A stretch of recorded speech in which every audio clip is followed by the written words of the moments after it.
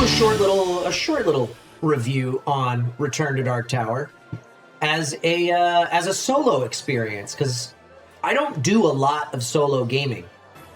This is kind of a new concept to me. When I got into board games, it was all about party games. It was all about like 6 players minimum, and getting a bunch of people together and laughing and playing something short and then moving on to something else along those lines. I still love party games, but because of this show, I have gotten into a lot of heavier stuff, and co-op gaming is like kind of my favorite type of board game now.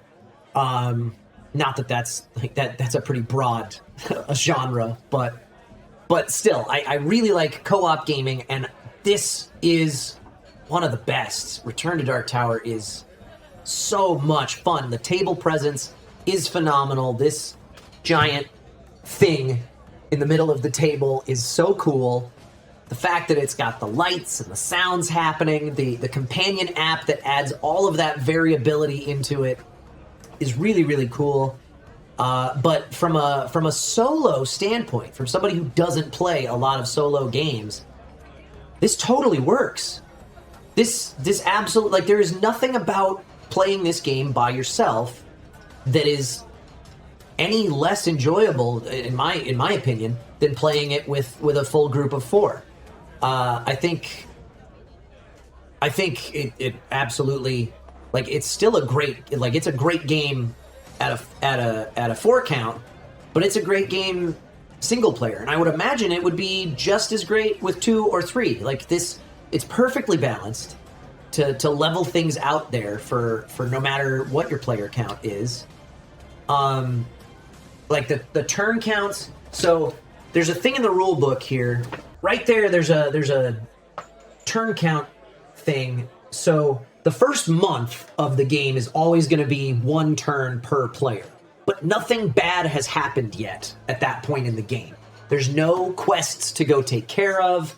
There's hardly any foes on the board. That's just like setting the stage, right? But then the number of turns per month is variable. Like, there's RNG that happens in the app that determines how many turns take place in the month. And obviously, the further into the game you get, the more months that have passed, the harder things are going to be, because more foes are going to be on the board. Those foes are going to be stronger.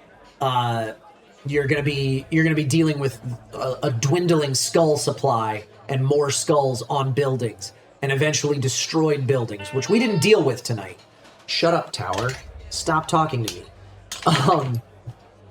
Whoops.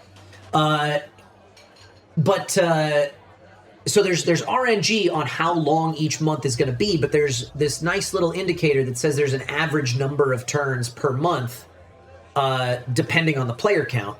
So you're looking at around 6 turns per month single player, which means your one character is getting, on average, 6 turns per month. But at 4 players, it's an average of 9 turns per month, but that's 9 total player turns. So 9 turns spread amongst 4 people. On average, too. Like, it's going to be random. I think the fact, like, that randomness, I think, really serves the game well. The app is just, like, so well designed. Like, this is as close to perfect as board games get, if you ask me. I'm not, by no means am I saying that, like, this is the be-all, end-all of board games. There are plenty of other types of games to play. But this, like, what this game set out to do, they did it, and they did it very, very well. And it works perfectly as a single-player game, just as well as it does with a group. I love it. I'm so glad that I spent so much money on all of these fancy components, because I'm going to be playing this one a lot, I think. A bottom seal is about to be broken. Look at the tower after pressing reveal and remove the glowing seal on the bottom level. Which one is it? Is it? Oh, it's that one.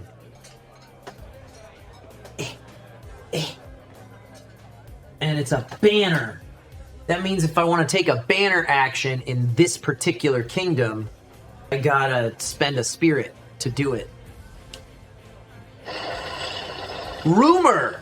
Gouts of flame erupt from the tower. Scouts believe they will soon rain down on a bazaar.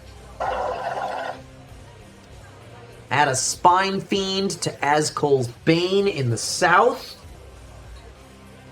I hate it. I should mention, some of these components, like the bad guy minis and these, the quest markers that I'm using, those are from an expansion. I could be using cheap cardboard tokens instead. Bad guys could be these little cheap cardboard tokens. The quest indicators could be these little cardboard thingies. Those are not bad by any stretch. So I spent a little bit of extra money to get the Dark Horde expansion, which gave me these cool acid wash minis to replace those cardboard tokens with. And there's 2 other expansions that I got that I haven't tried yet, obviously. This is my second time playing the game. So, yes, I spent a couple $100 on this game. You don't have to go in that hard on it. That's assuming it's available retail. I just got it shipped to me from their second Kickstarter, and I had to do it that way because, I mean, I could have gotten it secondhand, I suppose. It's not available. It wasn't available retail anyway a year and a half ago, and it took them that long to fulfill the second run. Yeah, I'm a big fan. I'm so glad that I have it now. I want to play it more often. Unfortunately, most of my gaming happens on Sunday nights, and we typically use this show to showcase something new that we haven't played before. But maybe that'll change sometime in the near future. I don't know. Anyway, Return to Dark Tower from Restoration Games gets a full, 5 out of 5 stars, 10 out of 10 on the scale, whatever. We don't rate things here on this channel, but it's a real good game. It's like they did exactly what they set out to do, and it is well worth the price tag if you are remotely into board games at all. Hey, thanks for hanging out. If you want to spend more time with us, do us a favor. Hit that like button, hit that subscribe button, and most importantly, head on over to twitch.tv/BNB Tabletop and give us a follow there. We play board games live every Sunday night at 5 p.m. Pacific Time on a show we call The Board and Barrel. And we like to keep things interactive. You guys can influence what happens throughout the course of a game with our Buff and Nerf house rules. You can also make predictions on how things are going to pan out, play virtual bingo for a chance to win a free board game of your own, and heckle us and stuff from the chat. Thanks again for watching, and we'll see you Sunday night.